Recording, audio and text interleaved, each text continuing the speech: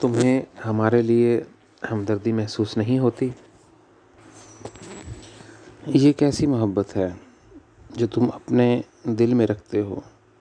یا پھر تمہارا دل بھی خدا کے دل کی طرح پتھر ہو گیا ہے؟ اسی لیے تمہیں یہ اعزاز ملا کہ تم خدا کے دل کی نمائندگی کر سکو۔ ایک بار جب تم بہت ہی ہمدرد شخص ہوتے تھے، اور جب تم نے کچھ لوگوں کو مصیبت میں دیکھا تو اچانک تمہاری آنکھوں سے کچھ آنسو گرنے لگے۔ جب تم جہنم کے اوپر پرواز کر رہے تھے اور مشاہدہ کر رہے تھے تو ابھی تک تکلیف سے تم بہت غمگین ہو اور بہت سے آنسو بہاتے ہو، چونکہ خدا نے تمہیں انسانیت کے لیے اپنے دل کی نمائندگی کرنے کے لیے نامزد کیا ہے۔ میں تمہارے اندر ایک اور حقیقت دیکھ سکتا ہوں، کیونکہ جہنم کے لیے تمہارے آنسو سوکھ گئے ہیں۔ اب جب تم جہنم میں پرواز کرتے ہو اور ان کی دکھی حالت میں دیکھتے ہو تو تمہاری آنکھوں سے ایک آنسو بھی نہیں نکلتا۔ خدا کی طرف سے اتنا بڑا انعام حاصل کرنے کے بعد تمہیں اتنی بری چیز کیسے لاحق ہوئی؟ تمہارے لیے یہ بہتر تھا کہ تم خدا کا دل نہ بنو۔ جو شخص خدا کے دل کی نمائندگی کرتا ہے اس کے اندر اپنے ساتھی انسانوں کے لیے ہمدردی اور رحم ہونا چاہیے۔ تم خاموش کیوں ہو؟ اور مجھے جواب دینے کے لیے الفاظ نہیں مل رہے کیا؟ تمہیں اپنے برے ضمیر کا ملال ہو رہا ہوگا کہ خدا نے تمہیں اس کے دل کی نمائندگی کے لیے نامزد کیا۔ میں اسے جواب دینا چاہتا تھا، لیکن اس نے یہ کہہ کر مجھے روک دیا کہ جب تم اپنا منہ کھولتے ہو تو مجھے نفرت ہوتی ہے۔ میں تمہارا جواب جانتا ہوں۔ میں نے اس سے کہا، پھر بتاؤ کہ میں کیا جواب دینا چاہتا تھا۔ ابلیس نے کہا، سچائی یہ ہے کہ تم نے اپنی پوری مشن کی زندگی میں ناکامی در ناکامی دیکھی ہے۔ کوئی بھی تمہارے انکشاف کی طرف توجہ نہیں دینا چاہتا۔ اس دنیا نے تمہارے راستے کو اس طرح روک دیا ہے کہ تم چند قدم بھی آگے نہ آ سکو۔ اب بہت عرصے گزر جانے کے بعد تم اپنا صبر کھو رہے ہو۔ تم اپنے دل کے اندر لوگوں کے ساتھ بہت غصہ محسوس کر رہے ہو۔ جب وہی لوگ جہنم میں جائیں گے جو تم اپنے دل کے اندر سکون محسوس کر رہے ہو، اور کہو گے کہ یہ تو اچھا ہے۔ انسان کے لیے میرے آنسو ایسے خوش ہو گئے جیسے انہوں نے میرے ساتھ کیا تھا، بلکہ فرشتوں، جن اور دیگر مخلوقات کے لیے بھی۔ اب تم اداس محسوس کر رہے ہو اور زمین پر لوگوں کے لیے آنسو بہا رہے ہو، اور تب مزید بھی بہاؤ گے جب وہ جہنم میں جائیں گے۔ تمہارے اندر ان کے لیے بہت برداشت ہے، مگر جب میں انسانی ارواح کی خدمت کر رہا تھا، میں چاہتا تھا تو ان سے بہت برداشت کے ساتھ ہمیشہ کے لیے صبر کا دامن تھامے رکھتا۔ تم اپنی 40 سالہ مشن کی زندگی میں اپنے صبر اور رواداری کی انتہا پر ہو۔ مجھے ڈر ہے کہ کہیں تم بھی جرمنی کے منتخب کردہ لوگوں پر لعنت نہ بھیج دو، بالکل اسی طرح جیسے بادشاہ داؤد یا عیسیٰ نے چنے ہوئے لوگوں پر لعنت بھیجی۔ دیگر نبیوں کو تو بھول ہی جاؤ، مجھے ان کا ذکر کرنے کی ضرورت نہیں۔ انبیاء کی ایک لمبی قطار ہے جنہوں نے منتخب لوگوں پر لعنت بھیجی۔ مشن کے شروع میں تم جوش و ولولہ اور محبت کی آگ سے بھرے ہوئے تھے تاکہ خدا کی منشا میں بنی نوع انسان کو بچایا جا سکے۔ یہ آگ 24 گھنٹے بھڑکتی دکھائی دیتی تھی کہ کسی طرح سے انسانیت کو بچایا جا سکے، اور تم نے اندازہ لگایا کہ چند سالوں میں تم خدا کی دنیا لے آئے۔ بدقسمتی سے اب تم ایک فریزر کی طرح ٹھنڈے پڑ گئے ہو۔ میں نے بہت قریب سے تمہارا مشاہدہ کیا ہے، یہاں تک کہ تمہیں لیکچر دینے کو بھی دل نہیں چاہتا، مگر صرف اس لیے کہ تمہیں دینا پڑتا ہے۔ مجھے ڈر ہے کہ تم اپنے مشن سے بھاگ جاؤ گے اور بنی نوع انسان کی طرح اپنے آسمانی والدین سے کہو گے کسی اور کو بھیجو اپنا مشن پورا کرنے کے لیے۔ میں ماہر ہوں اور میں تمہیں خدا کو قابو کرنے کا مشورہ دینا چاہوں گا۔ خدا سے کچھ وعدے لے لو جیسے عیسیٰ نے کیا تھا۔ لے لو جنتوں پر اختیار، کیونکہ ابھی خدا تمہارے لیے سب کچھ کرے گا۔ ایک بار جب خدا کسی چیز کا وعدہ کرتا ہے وہ اپنا وعدہ کبھی نہیں توڑتا۔ مجھے تمہارے لیے بہت افسوس ہوتا ہے کیونکہ تم خدا سے غیر مشروط محبت کرتے ہو۔ تم اتنے ہوشیار نہیں کہ تم نے عیسیٰ سے کچھ نہیں سیکھا۔ دیکھو اپنے مشن کی نمائندگی کے دوران اس نے کہا کہ وہ سانپ کی طرح چلاک ہے اور کبوتر کی طرح بے ضرر۔ تم خدا کی طرح چلاک نہیں ہو لیکن کبوتر کی طرح بے ضرر ضرور ہو، لیکن یہاں تک کہ اپنے ساتھ 12 پیروکار بھی حاصل کر کے متحد نہیں کر سکے۔ کم از کم عیسیٰ کے پاس 12 شاگرد تو تھے۔ مجھے ڈر ہے کہ تمہاری مثال تاریخ میں ایسی ہی ہو جائے گی جیسے بہت سے انبیاء اکیلے آئے اور اکیلے چلے گئے۔ تم اپنے باپ دادا کے لیے رسوائی ہو جو اسلام کے اندر آئے، جن میں سے محمد بہت طاقتور نبی تھا۔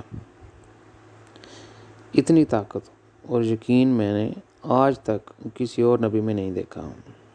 وہ ایک سچا نبی تھا جس نے انسانی مخلوق کو ایک سبق سکھایا۔ ایک بار جب وہ اپنی فوج کے ساتھ جنگ میں گیا اور اپنے گھوڑے پر بیٹھا تو اس کے ایک ہاتھ میں تلوار اور دوسرے میں قرآن تھا۔ اس نے اپنے دشمنوں سے کہا اگر تم خدا کی پیروی نہیں کرنا چاہتے تو تمہیں ٹیکس ادا کرنا ہوگا۔ اگر تم ٹیکس ادا نہیں کرتے تو تمہیں مجھ سے لڑنا ہوگا۔ خدا تمہیں دکھا دے گا کہ وہ کس طرف کھڑا ہے۔ میں تم سے ایمانداری سے بات کروں تو وہ ایک حقیقی نبی تھا جس نے مجھے بھی دکھایا کہ مجھے کہاں جانا ہے۔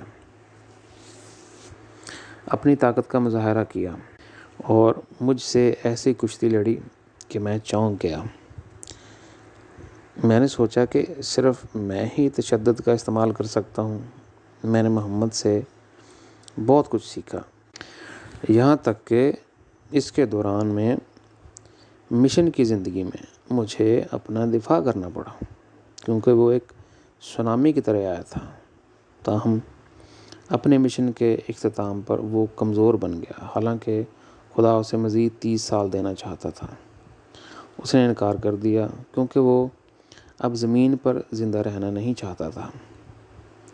اچانک اس نے اپنے آپ کو اور اپنے پیروکاروں کو اس کی موت کے لیے تیار کیا۔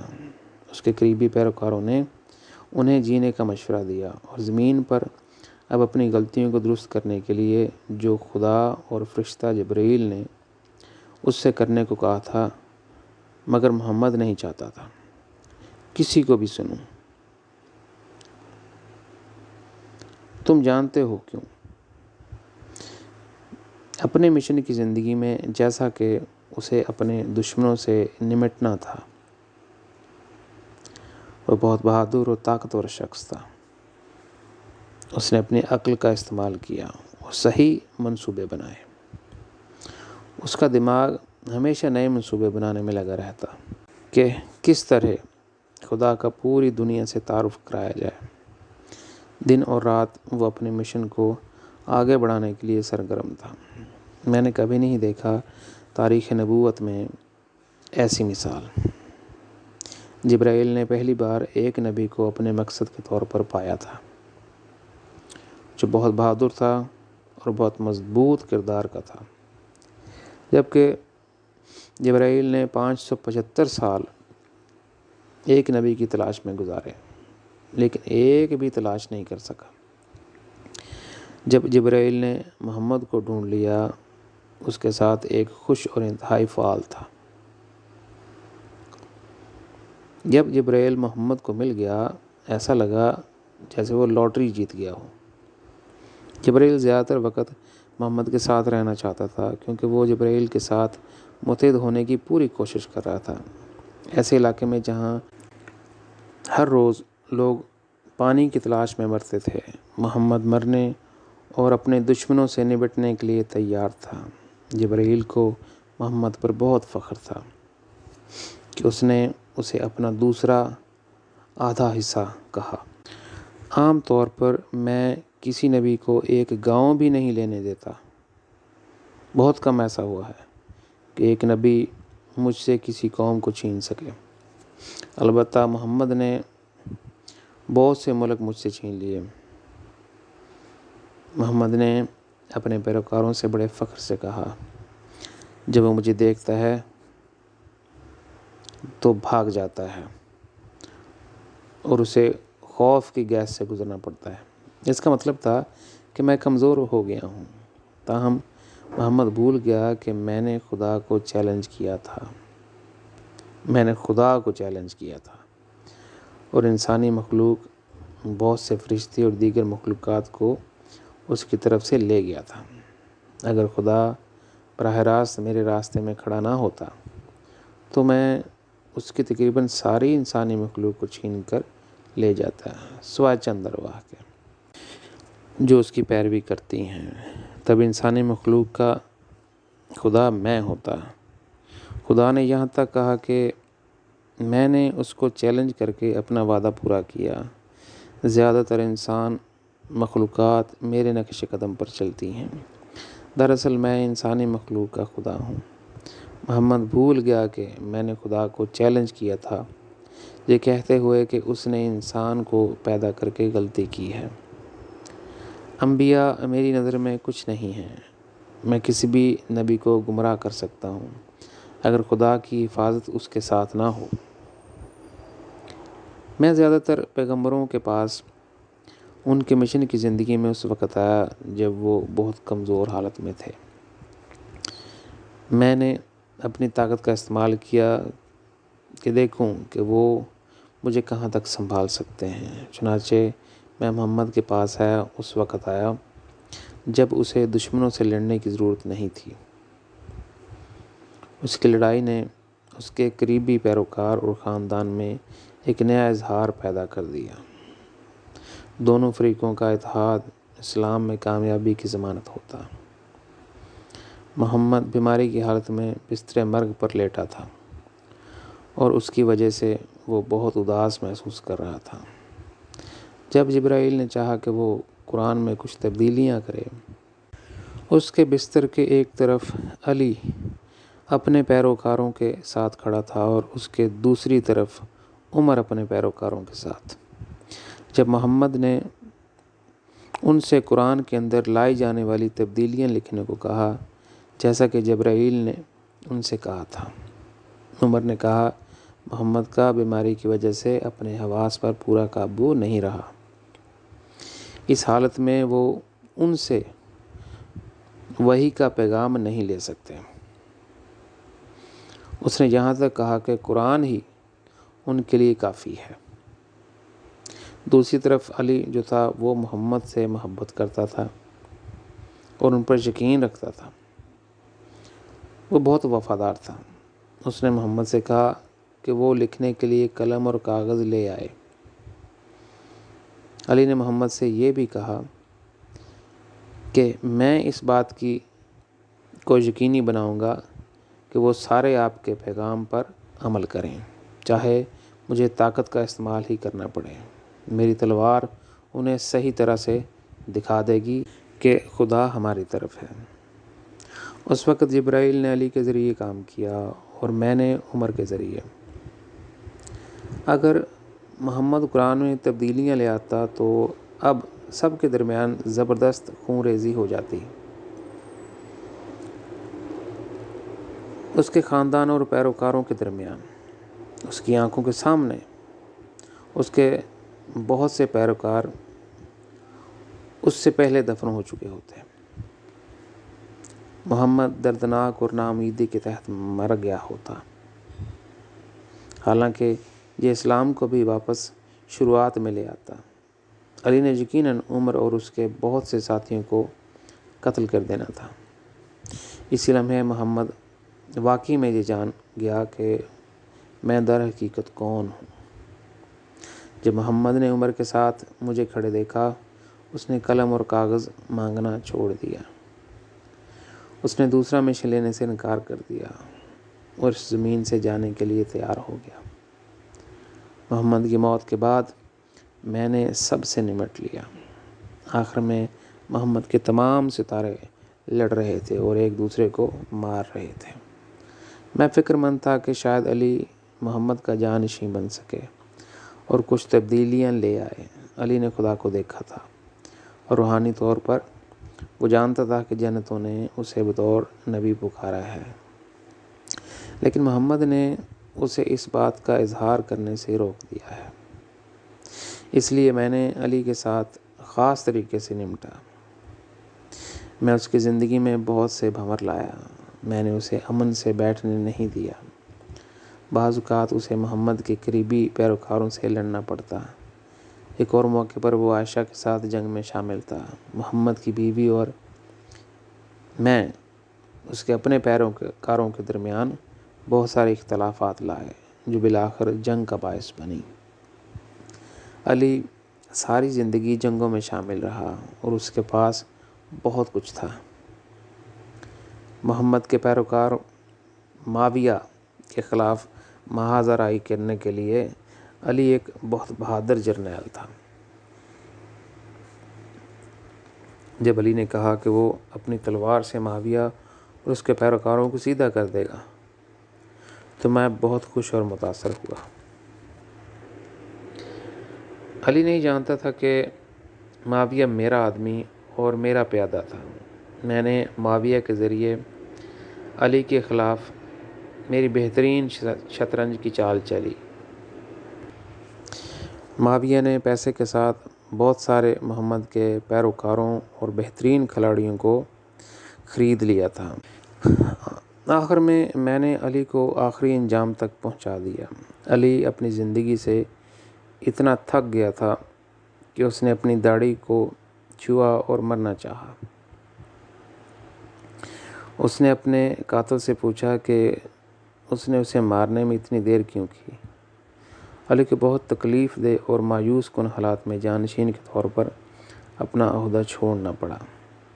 جب تک نئی دنیا کا نفاذ نہیں ہوتا، اسلام میں تشدد جاری رہے گا، کیونکہ ماضی میں میرا مسلمانوں کے ساتھ خاص لین دین رہا ہے۔ اب تم مرکزی شخصیت کے طور پر اسلام اور عیسائیت کی اصلاح کرنا چاہتے ہو، کیونکہ تمہاری نظر میں وہ اہم کھلاڑی ہیں۔ ایک چیز مجھے برہم اور تم سے مایوس کرتی ہے اور میں اسے سخت ناپسند کرتا ہوں، وہ یہ کہ تم اکھاڑے کے اندر نہیں آتے بلکہ باہر سے ہی لڑائی کرتے ہو۔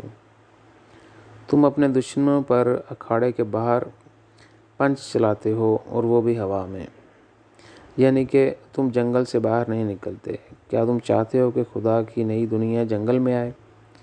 میں چاہتا ہوں کہ تم لڑائی کا سامنا کرو اور اکھاڑے میں اترو تاکہ ہم آمنے سامنے آئیں اور میرے ساتھ مقابلہ کرو تاکہ میں تمہاری دنیا اور حالت دیکھ سکوں۔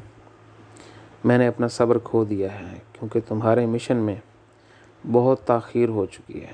تم میرے ساتھ اپنا زور پنچز آزمانے کے لیے کیوں نہیں آتے؟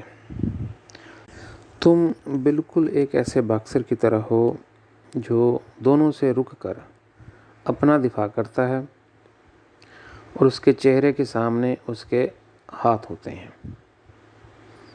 عوام میں آؤ تاکہ میں دیکھوں کہ مسلمان اور چنے ہوئے جرمن لوگ تمہارے ساتھ کیسا سلوک کرتے ہیں۔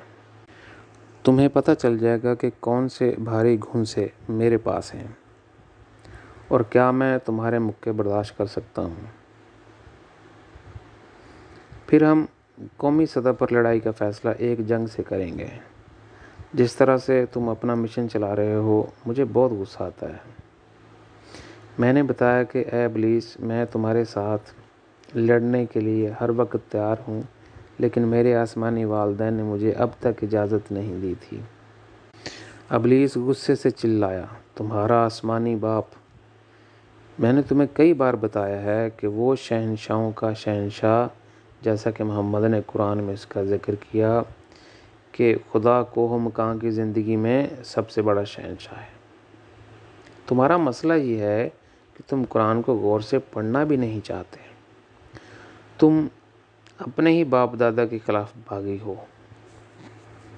پہلے وہ تمہیں پیار کرتے تھے، تم ان کے میگا سٹار تھے، اب وہ اوپر سے لے کر نیچے تک تم سے نفرت کرتے ہیں، یہاں تک کہ تم نے عیسیٰ کو ناراض کر دیا جو خود کو خدا کا بیٹا کہتا ہے۔ میں نے جواب دیا کہ میں نے کوئی غلط کام نہیں کیا کہ محمد میرے اسلامی آباء و اجداد اور عیسیٰ مجھ سے ناراض ہو گئے۔ انہیں اور زیادہ روحانی ترقی کی ضرورت ہے تاکہ وہ خدا کی آنکھوں سے چیزوں کو دیکھنا سیکھ سکیں۔ ابلیس نے جواب دیا، تو کیا وہ تمہاری نظروں میں روحانیت میں ترقی نہیں کر سکے؟ میں نے جواب دیا، ہاں، اگر وہ خدا کی آنکھوں سے مجھے نہیں دیکھ سکتے وہ ابھی روحانی طور پر ترقی نہیں کر سکے۔ اس سے کوئی فرق نہیں پڑتا کہ وہ روحانی دنیا میں کون ہیں۔ اس نے تالیاں بجائیں اور کہا، مجھے ایسا سیدھا جواب پسند ہے، بغیر کسی سمجھوتے کے۔ اس سے مجھے یہ پتہ چلتا ہے کہ تمہارا معیار کیا ہے، اور یہ کہ تم ابھی تک اکیلے کیوں ہو۔ تمہارے پاس کبھی حکمت نہیں تھی اور تمہیں کبھی حکمت آئے گی بھی نہیں۔ ویسے بھی تمہیں حکمت سے الرجی ہے، تمہارے لیے یہ ایک وائرس یا زہر کی طرح ہے۔ تمہارا آسمانی باپ ایسے احمقوں سے محبت کرتا ہے۔ خدا سے اندھا پیار کرنا کسی نے سیکھنا ہو تو کوئی تم سے سیکھے۔ یہ بات میرے لیے ابھی اتنی اہم نہیں ہے۔ یہ میرے لیے اچھا ہے اگر تم اپنی بے وقوفی کو برقرار رکھو۔ اگر تم ایک خاص ذہنی شخص ہوتے تو ہماری آپس میں بات چیت ہو سکتی تھی، تاہم میں نے یہ امید ایک طویل عرصے تک ترک کر دی ہے۔ میں تم سے اس لیے بات کر رہا ہوں کہ میں اقرار کرنا چاہتا ہوں کہ میں کیا ہوں اور انبیاء نے غلط کیا۔ میں دعا کروں گا کہ میرا یہ اعتراف میرے لیے ایک دن بہتر دنیا میں جانے اور جہنم سے نکلنے میں میرا مددگار ثابت ہو۔ میں نے اس سے کہا، میں تمہارا پادری نہیں ہوں جو تمہیں میرے سامنے اعتراف کرنا پڑے۔ اس نے جواب دیا، اس سے کوئی فرق نہیں پڑتا، میں ابھی بھی اپنی بہتری چاہتا ہوں۔ میں اتنا برا نہیں ہوں جتنا تم مجھے سمجھتے ہو۔ میں تمہیں عیسیٰ کے بارے میں بھی کچھ بتانا چاہتا ہوں۔ وہ اپنے آپ کو خدا کا بیٹا کہتا ہے، لیکن کئی بار اس نے خدا کی پیروی نہیں کی۔ شرارت اور نافرمانی کے ساتھ اس نے معجزات سے اپنا مشن شروع کیا۔ اگرچہ خدا اور جنتوں نے اسے یاد دلایا تھا کہ وہ اپنے مشن کا آغاز خدا کی تعلیمات سے کرے، اسے اپنے خدا اور جنتوں کے ساتھ ہوئے روحانی مشاہدات اور تجربات کو بنی اسرائیل کو بتانا چاہیے تھا، تاہم اس نے خدا اور جنتوں کی مرضی کے خلاف معجزات کرنا نہیں چھوڑا۔ اسے یہ امید تھی کہ اسرائیل کے چنے ہوئے لوگ معجزات کی طاقت سے اس پر یقین کریں گے۔ وہ ایک لمبا راستہ کم وقت میں طے کرنا چاہتا تھا۔ وہ اپنے مرکزی شخص کے طور پر ہونے کے عہدے کے بارے میں فکر مند تھا۔ اگر عیسیٰ خدا کی دنیا کو معجزات دکھا کر لے آتا تو وہ خدا اور جنتوں سے کہتا کہ دیکھو، میں اپنے طریقے سے تمہاری دنیا لے آیا ہوں۔ ایک بات وہ بھول گیا ہے، اس نے اپنے معجزات کے ذریعے ایک ایسا دروازہ کھولا تھا جس کی وجہ سے کبھی نہ ختم ہونے والی کہانی شروع ہو گئی۔ بنی اسرائیل اس کے معجزات کی وجہ سے اس پر ایمان نہیں لائے۔ عیسیٰ نے جتنے زیادہ معجزے دکھائے اتنے ہی زیادہ وہ مزید معجزات دیکھنا چاہتے تھے۔ آخر میں بہت سے لوگ قطاروں میں کھڑے تھے جو صحت یاب ہونا چاہتے تھے اور معجزات دیکھنا چاہتے تھے۔ عیسیٰ بھول گیا کہ میں نے یہ دنیا خدا کے معجزات سے نہیں بلکہ میرے اثر و رسوخ اور تعلیم کے ذریعے لی تھی۔ پہلے میں نے خاندان کو چھین لیا، پھر معاشرہ، پھر قوم، آخر میں دنیا۔ کوئی کبھی سوچ بھی نہیں سکتا کہ میں نے ہر طرح سے کتنی محنت کی تھی۔ عیسیٰ درست تھا جب اس نے کہا کہ وہ اس کی گواہی دیتا ہے۔ اس نے جو کچھ دیکھا اور مشاہدہ کیا، اس کا مطلب تھا اس کا آسمانی والدین۔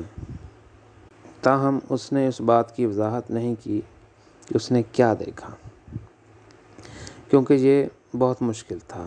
اگر وہ خدا کے بارے میں جو کچھ اس نے دیکھا تھا اسے بتاتا یا بیان کرتا، بنی اسرائیل نہ ختم ہونے والے سوالات کرتے اور الجھن میں پڑ سکتے تھے۔ اس نے اپنا دفاع اور حکمت استعمال کی اور یہ کہہ دیا کہ میں تمہیں آسمانی چیزوں کے راز کیسے سمجھاؤں جبکہ تم زمینی چیزوں کو نہیں سمجھتے۔ وہ جانتا تھا کہ بنی اسرائیل نے اس پر کبھی یقین نہیں کیا تھا جب وہ انہیں آسمانی مشاہدات اور تجربات بتاتا تھا۔ اس وقت میں اسے خدا کی منشا سے بہت دور لے گیا جب وہ بہت مایوس اور اداس تھا۔ بڑے فرشتے جبرائیل نے اسے بتایا کہ وہ مزید معجزات نہیں کر سکتا۔ پھر بھی عیسیٰ نہیں رکا اور براہ راست اس کے آسمانی والدین سے نے پوچھا۔ اس نے یہ کہہ کر خدا سے منت کی کہ اس بار اسرائیل اس پر یقین کر سکتے ہیں اور اس کی مدد کر سکتے ہیں اگر وہ انہیں مزید معجزات دکھاتا ہے۔ میں اپنی نظر عیسیٰ پر رکھے ہوئے تھا جب خدا نے اسے دوبارہ معجزات کرنے کا اختیار دیا۔ لوگ روزانہ اتنی لمبی قطاروں میں کھڑے تھے کہ عیسیٰ کو صبح سے لے کر شام تک یہی کام رہ گیا تھا کہ بری روحوں کو شفا دینا اور انہیں نکالنا۔ جب عیسیٰ نے دیکھا کہ یہ بنی اسرائیل صرف ایک چیز چاہتے ہیں، وہ گھبرا گیا۔ خاص طور پر بعد میں خدا نے اس سے یہ معجزات کرنے کا اختیار لے لیا تھا۔ خدا نے اس سے کہا کہ وہ اب سے خدا اور آسمانی رازوں کو ظاہر کرے۔ جس لمحے سے عیسیٰ نے معجزات کرنا چھوڑ دیے، لوگ ناراض ہو گئے اور اس سے شدید نفرت کرنے لگے۔ انہوں نے اس پر پتھر پھینک کر کہا کہ اس کو چاہیے کہ ان کے خاندان کے افراد کو بھی شفایاب کرے اور بری ارواح کو نکالے۔ جب عیسیٰ نے انکار کیا تو انہوں نے الزام لگایا کہ وہ معجزے نہیں دکھا سکتا کیونکہ شیطان نے اسے چھوڑ دیا ہے۔ اس کے بعد عیسیٰ مسلسل اس کی زندگی بچانے کے لیے بھاگ رہا تھا۔ وہ اپنی جان بچانے کے لیے تنہا اور الگ تھلگ جگہوں پر چھپا رہتا تھا۔ آخر میں بنی اسرائیل خدا کے چنے ہوئے لوگوں کی بجائے میرے چنے ہوئے لوگ بن گئے اور میں ان میں رہ سکتا تھا۔ جنتوں نے بنی اسرائیل کو 2000 سالوں کے لیے تیار کیا تھا۔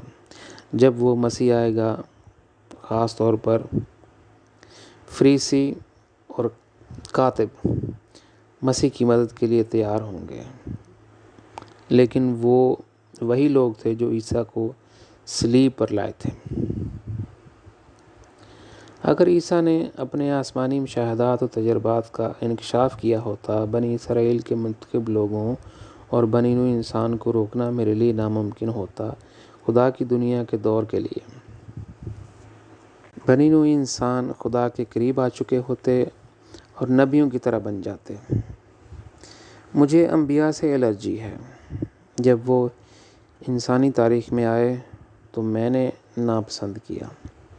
انہوں نے ہمیشہ خدا اور انسانوں کے درمیان ایک دروازہ کھولا اور روحانی ترقی کا ایک نیا سونامی لائے۔ یہ اس طرح ہے جیسے کوئی ٹھہرے ہوئے پانی میں پتھر پھینکتا ہے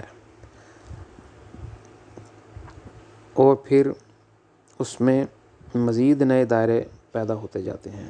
عیسیٰ اور محمد دونوں کی ایک بات مجھے بہت پسند ہے۔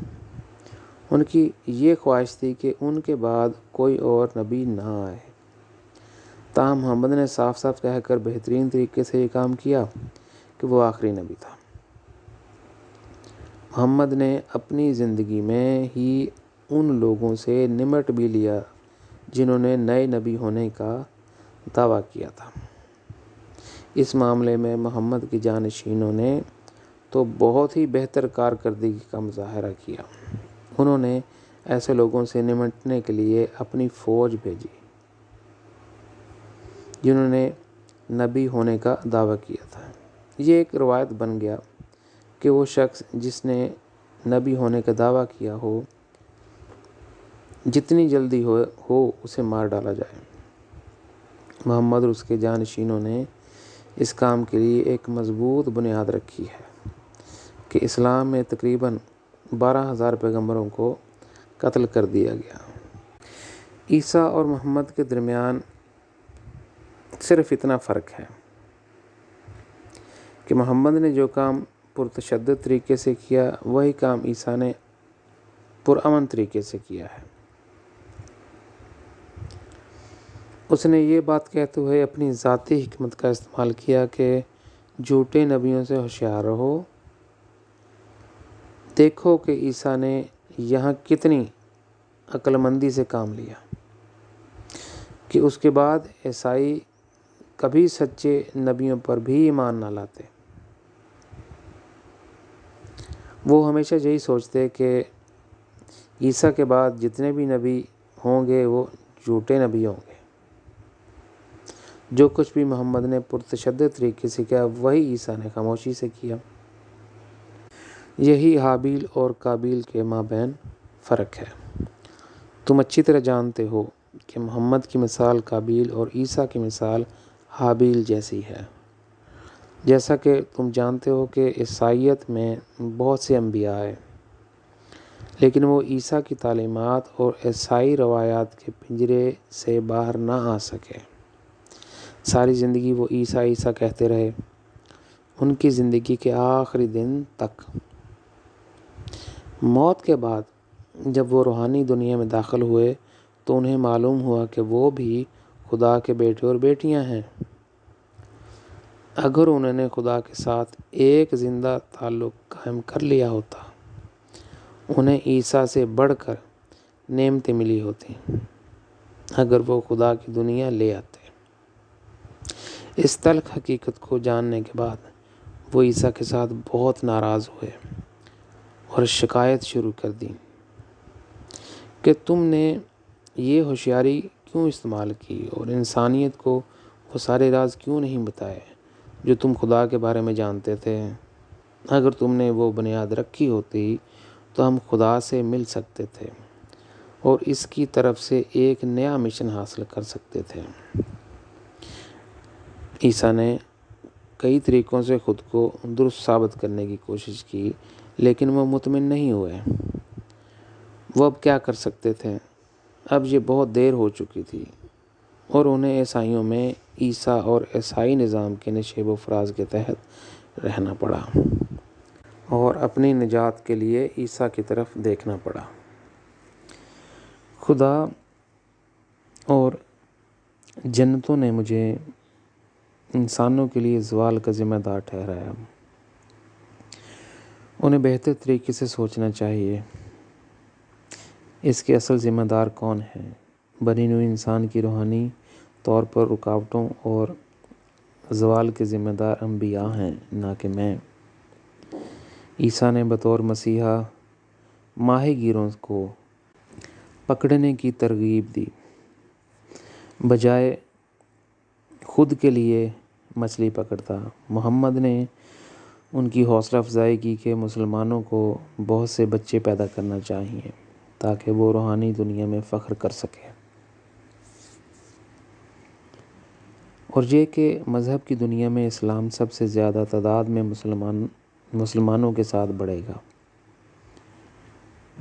دونوں انبیاء نے روحانی دنیا میں خدا سے بڑے فخر سے کہا، دیکھو یہ ہمارے ہیں اور ہمارے مذاہب کے ماننے والے ہیں۔ مجھے خدا کے لیے بہت افسوس محسوس ہوا۔ خدا نے ان سے کہا، ہاں یہ تمہارا دین اور تمہارے لوگ ہیں۔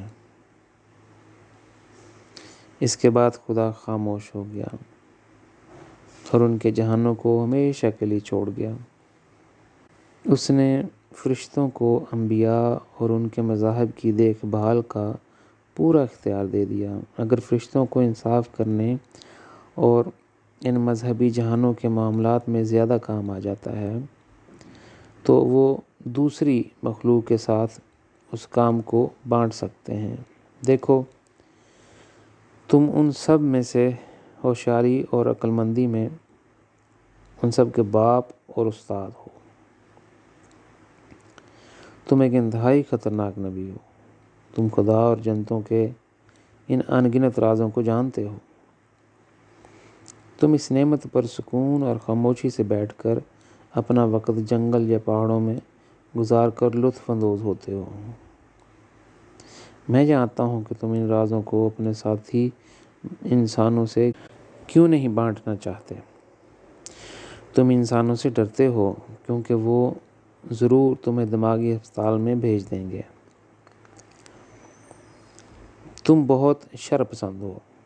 تم صرف جنگل میں بیٹھتے ہو یا انبیاء کے بارے میں کتابیں لکھتے رہتے ہو کہ جنہوں نے انسانیت کو آسمانی راز نہیں بتائے۔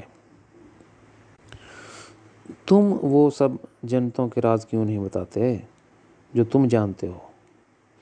میں نے جواب دیا، میں پہلے ہی بہت سارے آسمانی راز بتا چکا ہوں، وہ سچائیں جسے کوئی نبی ظاہر نہیں کر سکا۔ تاہم میرے پاس وہ تمام کتابیں شائع کرنے کے لیے وہ مالی بنیاد نہیں ہے۔ ابلیس نے کہا، تم جھوٹے ہو۔ تم اپنے آسمانی باپ اور جنتوں کے بارے میں صرف مثبت باتوں اور رازوں کا اظہار کرتے ہو۔ تمہیں ان منفی الہی سچائیوں کا بھی اظہار کرنا چاہیے جس کا تم نے مشاہدہ اور تجربہ کیا ہے۔ پھر میں دیکھوں گا کہ کتنے انسان اپنے آسمانی والدین کے قریب آئیں گے جو تمام جہانوں کا شہنشاہ ہے۔ میں نے اس سے کہا، خدا انسانی مخلوق کو تخلیق کرنے سے پہلے تمہارا بھی آسمانی باپ تھا۔ تم نے بھی اسے اپنی وجدی محبت میں اپنا آسمانی والدین کہہ کر پکارا تھا۔ اتنے اشعار درج ہیں جو تم نے خدا کی محبت میں لکھے۔ تم وہ تھے جو ہر وقت مختلف جہانوں میں روحانی سفر کرتے تھے، مخلوقات کو خدا کے بارے میں وضاحت کرنے کے لیے۔ تم نے خدا کے پیغامات دیے اور انہیں اس کے ساتھ ایک ہونے کی ترغیب دی۔ تم نے یہ کہہ کر بہت سخت الفاظ استعمال کیے کہ جنتوں میں کوئی دوسرا معیار قبول نہیں کیا جائے گا سوائے خدا کے معیار کے۔ صرف اس کے معیار کے ذریعے تمام ارواح اپنا مسکن تلاش کر سکتی ہیں، بصورت دیگر وہ اجنبی ہوں گے اور ان جنتوں کے لیے نااہل ہو جائیں گے۔ تم خدا کی منشا کے لیے بہت متحرک تھے کہ تمہاری زندگی میں کوئی اور مقصد باقی نہیں رہا تھا۔ تم اتنے آگے چلے گئے یہاں تک کہ خدا نے الہام کیا اور تمہیں صبح کا ستارہ جیسے لقب سے نوازا۔ تم ایک نئے انتہا پسند بن گئے۔ ابلیس نے مجھے روکا، مجھے نیا انتہا پسند مت کہو اور مجھے ان دہشت گردوں کی سطح پر مت رکھو۔ میں نے اس سے کہا، تم نے بہت سی مختلف مخلوقات کے جہانوں اور بہت سارے بڑے فرشتوں کو خدا کی پیروی اور اس کی طرف روحانی رہنمائی حاصل کرنے میں ان کی مدد کی۔ جنہیں تم پر بہت فخر تھا اور وہ تمہارے نقش قدم پر بھی چلتے تھے۔ بہت سی ارواح ایسی بھی ہیں جنہیں تمہارے ذریعے خدا ملا اور وہ نبی بن سکے۔ روحانی ترقی میں تم ایک بڑی لاٹری کی مانند رہے ہو۔ جنتوں کی مخلوقات نہ صرف خدا کی محبت میں گیت گاتی تھیں بلکہ تمہارے لیے بھی۔ انہوں نے تمہاری پاکیزگی کی تعریف کی، جیسے عیسائی تسبیح کرتے ہیں، یسوع یسوع یسوع گا کر۔ اس وقت تم میں سے تھے۔ تمہیں یہ فخر اور یقین تھا کہ ایک دن تمہارا تعلق خدا کے شاہی خاندان سے ہوگا۔ تم ہر مخلوق کو اپنے معیار کے مطابق پرکھتے تھے۔ تمہیں انتہا پسندی کا پتہ تھا۔ ابلیس نے کہا، میں نے تم سے کہا تھا کہ مجھے نیا انتہا پسند مت کہو، تم مجھے رہنما کہہ سکتے ہو۔ میں نے بات جاری رکھی، جب تمہیں جنتوں کی طرف سے انعام ملا، تم بھول گئے کہ تمہیں مخلوقات کا آسمانی مقصد اصولوں کی سچائی کی پیروی کرتے ہوئے ملا۔ وقتاً فوقتاً خدا نے تمہیں اپنی سنہری اور کنچ نیلی جنتوں میں دعوت دی اور تمہیں اپنی بادشاہتیں دکھائیں۔ اس نے تمہارے دل کو تسلی دی تاکہ تم اپنی روحانی ترقی کی تکمیل کے لیے آگے بڑھ سکو۔ اس وقت تم نے اسے شہنشاہ نہیں کہا، تم بہت خوش تھے، اور تم جنت کی سفید روشنی کے نشیب و فراز میں سے پہلے ایک تھے جس نے سچائی کو چیلنج کیا۔ تمہیں خدا کی منشا میں اعلیٰ مرکزی شخصیت کہا جاتا تھا۔ کیا تم وہ سب بھول گئے ہو، یا میں تمہیں وہ سب یاد دلاؤں؟ مجھے تمہیں کچھ اور یاد دلانا ہوگا، کیونکہ تمہاری یادداشت بہت کم ہے۔ خدا نے تم سے وعدہ کیا تھا کہ اگر تم مسلسل اس کی پیروی کرتے رہو گے تو وہ تمہیں کنچ نیلا اور سنہری نور عطا کرے گا تاکہ تم بالا جنتوں میں آباد ہو سکو گے۔ تمہاری خدا سے بہت سی ملاقاتیں بھی ہوئیں، اور خدا نے تمہارے ساتھ بہت خاص راز الہی بھی دیے اور تمہیں اس کے شاہی خاندان میں خصوصی مہمان کے طور پر دعوت بھی دی گئی۔ خدا نے کچھ اور بھی خاص رازوں کے بارے میں تمہیں بتایا۔ پھر تم نے تمام وہ چیزیں ترقی کے مراحل کی، جنتوں کے نشیب و فراز کو اور انسان کو کیوں نہیں بتائیں۔ اس وقت تمہارے نزدیک خدا ایک شہنشاہ نہیں تھا، بلکہ وہ تمہارے نزدیک محبت کا ایک مجسمہ تھا۔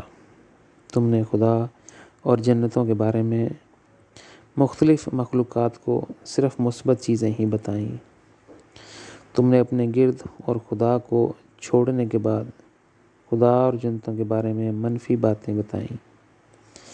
تم نے بہت سی مخلوقات کو مکمل طور پر الجھا دیا، جو مختلف مخلوقات اور ان کے زوال کا باعث بنا۔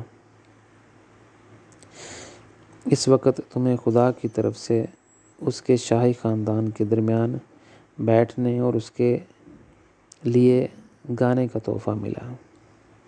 جب بھی خدا نے کچھ کہا، تم نے اس کے ساتھ اوتار کی طرح برتاؤ کیا اور یہ سب تائید و اطاعت میں کہا۔ ہاں، یہ بالکل سچ ہے۔ وہ سب اشعار جو تم نے خدا کی محبت میں محو ہو کر گائے، وہ نغمے آج بھی مختلف مخلوقات کے پاس درج ہیں۔ اگر تم انہیں بھول گئے ہو تو میں تمہارا ایک نغمہ گا کر سنا سکتا ہوں، شاید تمہاری یادیں واپس آ جائیں۔ ابلیس نے جواب دیا، مجھے اس سے نفرت ہے جب تم میرے گانے گاتے ہو۔ انہیں اکیلا چھوڑ دو۔ میں نے کہا، تمہارے بہت سے بیٹے اور بیٹیاں اور پیروکار آج بھی بالا جنتوں میں رہتے ہیں، کیونکہ تم نے انہیں اپنے خالق کے بارے میں رہنمائی اور تعلیم دی ہے۔ اب وہ تمہیں اچھے نام کے ساتھ یاد نہیں کرتے، کیونکہ تم نے خالق کو اداس کیا ہے اور اس کا دل ٹوٹ گیا ہے۔ انہوں نے اس چیز کا تم پر الزام لگایا اور تم سے ہمیشہ کے لیے الگ ہو گئے۔ ابراہیم خدا کا بہت اچھا دوست تھا۔ خدا بالکل اسی طرح اس سے مشورہ لیتا تھا جس طرح وہ تم سے مشورہ لیا کرتا تھا۔ خدا کو تمہارے یا ابراہیم کے مشوروں کی ضرورت نہیں ہے، لیکن اس نے ایسا صرف محبت میں کیا۔ اس وقت تم نے خود کو فردوس میں سفید روشنی کے دائروں والا خدا کا نورانی بیٹا کہلوایا۔ ابلیس نے کہا، یہ مت بھولو جو کچھ ابراہیم نے عیسیٰ کے خلاف کیا ہے، ایک نیا مذہب اسلام بنا کر۔ وہ تمہاری مرضی کے بھی خلاف ہے اور اس نے خود کو تم سے اور عیسیٰ سے الگ کر لیا ہے۔ ابراہیم کے علاوہ عیسیٰ بھی تمہارے ساتھ بہت غصے میں ہے، کیونکہ تم نئے انکشافات لانا چاہتے تھے تاکہ وہ اسلام اس کی اصلاح کرے۔ اس معاملے میں ابراہیم محمد اور فرشتہ جبرائیل کے ساتھ متحد ہے۔ تمہیں نہیں لگتا کہ یہ خدا کی منشا کے خلاف ہے؟ کوئی شک نہیں کہ وہ تمہاری مدد کرنا چاہتا ہے۔ میں نے ابلیس سے کہا، اس کے بارے میں بعد میں کسی اور کتاب میں لکھوں گا، مگر اس وقت تم میرے لیے سب سے بڑا چیلنج اور مسئلہ ہو۔ ابلیس نے جواب دیا، میرے ساتھ امتیازی سلوک نہ کرو۔ یہ بہتر ہوگا کہ اگر تم مجھے اپنا مددگار کہو۔ میں نے اس سے پوچھا، کیا تم میرے مددگار ہو؟ تمہارے اندر ایسی منفرد قدر سامنے لانے کے لیے یہ انقلاب کب آیا؟ اس نے جواب دیا، دراصل اس چیز کا ذکر کرنا اتنا ضروری نہیں ہے، لیکن چونکہ میں تمہیں جانتا ہوں اس لیے میری یہ خواہش ہے کہ میں تمہاری مدد کروں۔ میں نے اس سے کہا، تم جانتے ہو ایسی چالاکی اور شطرنج کی چال سے تم کئی انبیاء کو لے گئے تھے۔ پہلی بات تو یہ ہے کہ میں شطرنج نہیں کھیلتا، اور دوسری یہ کہ میں تمہاری طرح چالاک نہیں ہوں۔ تم بہت چالاک اور ذہین شخص ہو۔ کیا تم میری ایماندارانہ بات سننا چاہتے ہو؟ تم تمام جھوٹوں کے بانی اور باپ ہو۔ میں تمہیں تمہارے ماضی کے بارے میں تھوڑا سا اور یاد دلانا چاہتا ہوں۔ خدا کی ماں باپ جیسی محبت کی نمائندگی کرنے والی مخلوقات نے مجھے بتایا، جو تمام ان گنت سنہری اور کنچ نیلے نور کی جنتوں کے مکی ہیں، کہ وہ وہاں جنتوں میں تمہارا سایہ بھی نہیں دیکھنا چاہتے۔ اگرچہ تم نے فردوس میں سفید نور کے دائرے کی ترقی کے مرحلے کی نمائندگی کی ہے، وہ اس وقت بھی تمہیں ناپسند کرتے ہیں۔ جب تم سچائی کی عکاسی کر رہے تھے، انہوں نے کبھی بھی تمہارے ساتھ گھر محسوس نہیں کیا۔ جب خدا کی طرف سے تمہیں جنتوں میں ہونے کا اعزاز ملا تھا، یاد ہے کہ تم نے وہاں بہت اداس اور تنہا محسوس کیا، کیونکہ کوئی تمہارے ساتھ رابطہ نہیں کرنا چاہتا تھا۔ خدا نے پھر بھی تمہیں مسلسل ان کنچ نیلی اور سنہری جنتوں میں داخل ہونے کا اعزاز محض اس کی محبت اور مہربانی کی وجہ سے دیا۔ ان جنتوں کے مشاہدے کے بعد تم چکرا گئے تھے اور تم خود سوچنے لگے کہ سچائی کیا ہے، اور ان سنہری اور کنچ نیلی بالا جنتوں میں جو کچھ تم دیکھ رہے تھے اس میں تمہیں مکمل طور پر بلیک آؤٹ کر دیا۔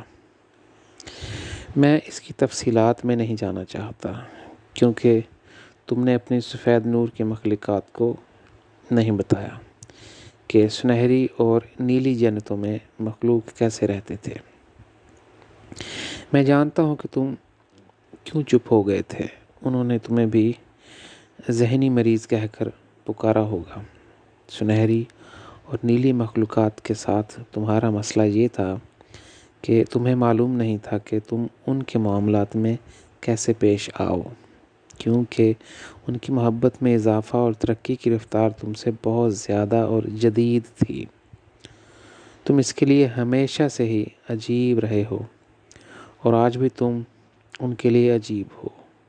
تم بہت افسوس محسوس کرتے ہو کہ تم سنہری اور نیلی مخلوق کو متاثر نہیں کر سکے، اور تم انہیں کوئی نقصان نہیں پہنچا سکتے تھے کیونکہ وہ تم جیسے نہیں ہیں، وہ تمہاری طرح کبھی نہیں ہوں گے۔ تم خود ہی اپنی سفید روشنی کے نشیب و فراز میں گرنے کے سبب بنے، سچائی کو اپنی ضرورت کے مطابق بدلنے اور الجھا دینے کے باعث۔ تم اب بھی یہی کر رہے ہو۔ تم جب بھی اپنا منہ کھولتے ہو تم صرف اپنے بارے میں بات کرتے ہو۔ تمہارے نزدیک سچائی کے کیا معنی تھے کہ تم اس کے ساتھ محبت کا لبادہ نہیں پہن سکے، خاص طور پر جب تم جانتے تھے کہ سچائی وہ جگہ نہیں ہے جہاں خدا اپنا گھر بنائے گا، کیونکہ تم نے اس ذہن سچائی کو ہر وقت اٹھائے ہوئے اپنے سر پر تاج بنائے رکھا، اور کیوں اپنی جہالت دکھا کر دل کی زندگی کو پیٹھ دکھا رکھی، یہاں تک کہ آج بھی سنہری اور نیلی جنتوں کا کہنا ہے کہ تمہارے پاس ایک تسلط پسند دماغ تھا جو تمہارے دل پر حکومت کرتا تھا۔ اس کا مطلب یہ ہے کہ تمہارا دماغ تمہارے دل پر حاوی تھا، اور تم نے پوری زندگی اس تسلط کو کبھی نہیں چھوڑا۔ لہٰذا یہ سب ہوتے ہوئے خدا کبھی بھی تمہارا باپ یا والدین نہیں تھا۔ تم ہمیشہ سے صرف لفظوں کا کھیل کھیل رہے تھے۔ وہ صحیح معنوں میں ہمیشہ سے تمہارے لیے محض ایک شہنشاہ رہا ہے، جس سے یہ پتہ چلتا ہے کہ تمہارے روحانی سفر کا آخری اسٹیشن ہمیشہ سچ تھا۔ یہ تمہاری روایت بن گئی، تم اس مقام سے گر گئے۔ تم کبھی نہیں جان سکے کہ سچا گھر کیا ہو سکتا ہے۔ سچے گھر میں کوئی فیصلہ نہیں ہوتا۔ میرے لیے خدا سچا گھر ہے، تمہارے لیے سچائی اور ماضی ہی حقیقی گھر تھا۔ یہی وجہ ہے کہ تم خدا کے اتنے قریب ہونے کے باوجود لیکن اپنی باطنی اقدار کے باعث تم اس سے بہت دور رہے۔ وہاں بے شمار جنتیں ہیں، وہ صرف ایک بار خدا کو دیکھتی ہیں لیکن وہ اس کے پیار میں بہت قریب ہیں، اور وہ اس کی اصل قدر و قیمت کو جانتے ہیں۔ انہیں معلوم ہے کہ محبت کہاں سے جنم لیتی ہے، جہاں خوشی کے تمام چشمے شروع ہوتے ہیں۔ انہوں نے خدا کو صرف ایک لمحے کے لیے دیکھا، اپنی شناخت کھو کر وجدی ہو گئے۔ تم نے خدا کو کئی بار دیکھا، لیکن ایسے کہ اپنی شناخت کھو دے۔ تم نے ہمیشہ خدا کی طرف دیکھا اور اس کا اپنی آنکھوں کے ذریعے مشاہدہ کیا۔ بطور جاسوس تم نے خدا کی ہر چیز اور اس کی ضرورت کو پورا کرنے کے لیے دریافت کرنے کی کوشش کی۔ یاد ہے جب خدا نے تم سے کہا تھا کہ اسے اپنی آنکھوں کے ساتھ نہ دیکھو بلکہ اس کی نگاہوں سے دیکھو، پھر بھی تم نے خدا کے ساتھ اتحاد اور ہم آہنگی حاصل نہیں ہوئی، اور تم اس کے ساتھ ایک نہیں دو تھے۔ نیلی اور سنہری جنتوں کی خوبی یہ ہے کہ وہ اپنی شناخت بھول گئے اور خدا کی ایک نئی پہچان حاصل کی۔ لہٰذا خدا ان لوگوں کے ساتھ یکجا ہے اور ان کے ساتھ گھر محسوس کرتا ہے۔ تم زمینی لوگوں اور جہنموں کے لیے بہتے خون کا دھارا ہو۔ تم زمین پر بہت سی جنگوں کا سبب ہو اور یہاں مسلسل جنگیں ہوتی رہتی ہیں۔ تم نے جہنم کے اپنے نشیب و فراز میں بھی جنگوں کا باعث ہو۔ یہی چیز تم نے اپنے جہان میں کی جہاں تم ترقی کر رہے تھے۔ تم تمام آمروں، جنگی سرداروں، ظالم بادشاہوں اور گینگ لیڈرز کے باپ ہو، اور وہ تمہارے پیروکار ہیں۔ ماضی میں بھی ایسا ہی تھا، اب مستقبل میں بھی ایسا ہی رہے گا۔ جہاں تک مجھے یاد ہے کہ جب بھی میں آسمانی والدین سے ملا ہوں، وہ کبھی بھی مجھ سے گریزا نہ تھا کہ مجھے اس سے کیا بات کرنی ہے، اور نہ ہی جنتیں۔ زیادہ تر وہ بہت مہربان اور محبت سے بھرا ہوا تھا کہ اسے محبت سے سننا پسند ہے۔ جہاں بھی اس نے میری روحانی نشوونما میں کمزوری پائی، میری رہنمائی کی، وہ مجھے اپنی باہوں میں لے لیتا ہے اور میری پیشانی چومتا ہے۔ خدا سچائی سے رہنمائی کرتا ہے، لیکن وہ محبت کے گھر میں رہتا ہے۔ اس کی محبت کسی بھی سچائی اور قانون سے بالا تر ہے۔ اس کی محبت اس کے قوانین سے بہت بالا تر ہے، اور وہ سب سے اعلیٰ ہے۔ ایک دفعہ مجھے تم پر اتنا غصہ آیا کہ میں نے خدا سے کہا، ابلیس ہر طرح کی پریشانیوں کا گھر ہے، کیونکہ اس کی وجہ سے بہت سی دوسری تخلیقات گر چکی ہیں۔ یہی بے شمار جہنموں کی اصل وجہ ہے۔ تم اس کی روح کو ہی تباہ کیوں نہیں کر دیتے؟ تمام مسائل ختم ہو سکتے ہیں۔ خدا نے مجھے جواب دیا، اس طرح مت سوچنا۔ اب بھی مجھے ابلیس کے بچپن کی یادیں آتی ہیں۔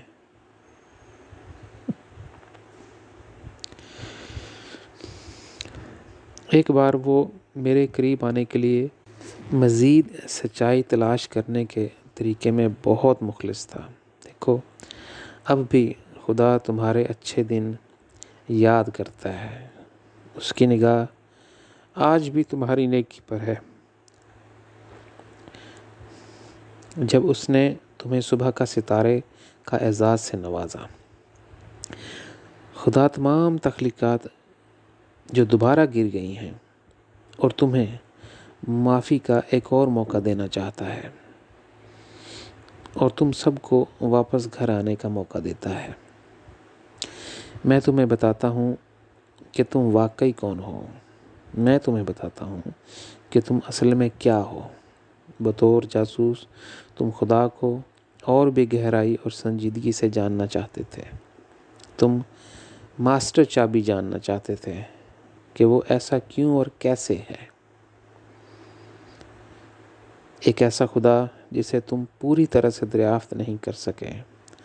اگر تمہارے پاس قدرت ہوتی تو تم اسے پوشیدہ بنا دیتے کہ وہ اس کوہ مخاں سے غائب ہو جائے۔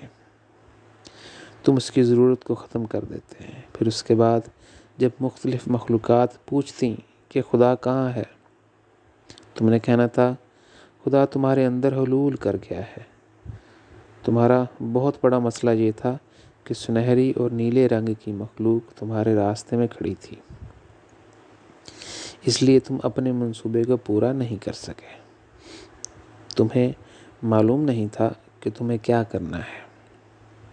ان سنہری اور نیلے رنگ کی ایک وجہ یہی تھی کہ جنتیں نہیں چاہتی تھیں کہ تم ان کے جہانوں میں جاؤ۔ جو خدا نے تمہیں یہ خوبی عطا کی تھی، صرف خدا اور اس کی مہربانی کی وجہ سے انہوں نے تم کو برداشت کیا، لیکن تم ہمیشہ ان کے لیے اجنبی رہے۔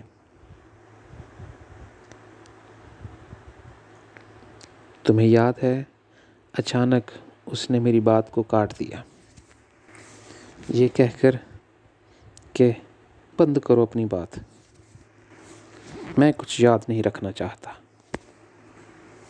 اب اوپر میں نے تمہارے جھوٹ کو میں نے بڑے تحمل اور عاجزی سے سنا۔